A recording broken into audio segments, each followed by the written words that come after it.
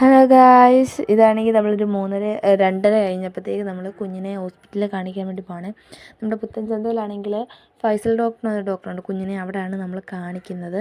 കുഞ്ഞിന് ചെറിയൊരു പനിയുണ്ട്, അത് മാറിയില്ല എന്നൊന്ന് കാണിക്കാനാണ്. അന്നേരം പനി മാറിയില്ല കുഞ്ഞിന്. പിന്നെ ആണെങ്കിൽ അവൻ്റെ കണ്ണിന് എന്തൊരു ചൊറിച്ചിൽ പോലെ, പൊടിയുടെ അലർജി കാരണം. പിന്നെയാണെങ്കിൽ ഞങ്ങൾ വൈകുന്നേരം ആയപ്പോൾ എല്ലാവരും കൂടെ പ്ലാനിട്ട് സിനിമയ്ക്ക് പോകാമെന്ന്. നമ്മൾ 9:30 ഷോയ്ക്കാണ് പോയത്, നൈറ്റാണ് പോയത്. 9:30 ഷോയ്ക്ക് നമ്മുടെ കളങ്കാവ് കാണാനാണ്. മമ്മൂട്ടിയുടെ പുതിയ പടം, പക്ഷേ സൂപ്പർ സിനിമയായിരുന്നു. ഞങ്ങളെല്ലാം പോയി കാണാൻ, നല്ല പടമായിരുന്നു, എല്ലാവരും പോയി കാണണം. പിന്നെ കുറച്ച് വീഡിയോസൊന്നും കൈ കിട്ടിയിട്ടില്ല, കാരണം മിസ്സിങ് ആണ്.